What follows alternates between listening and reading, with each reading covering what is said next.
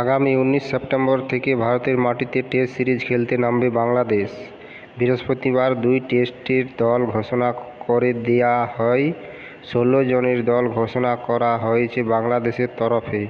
চোটের কারণে বাদ পড়েছে শরীফুল ইসলাম। প্রথমবার টেস্টের দলে ডাক পেয়েছে জাকের আলী। আগামী 15 সেপ্টেম্বরে ভারতে পা রাখার কথা বাংলাদেশের। ভারতের বিরুদ্ধে 2টি টেস্ট এবং 3টি টি-20 ম্যাচ খেলবে তারা। এক ঝলকে দেখে নেওয়া যাক বাংলাদেশের দল কীরকম হতে পারে। নাজমুল হাসান শান্ত অধিনায়ক, সাদমান ইসলাম, জাকির হাসান, মমিনুল হক, মুশফিকুর রহিম, সাকিব আল হাসান, লিটন দাস, মেহেদী হাসান মিরাজ, জাকের আলী, তাসকিন আহমেদ, হাসান তাইজুল ইসলাম, মোহাম্মদুল হাসান জয়, নঈম হাসান এবং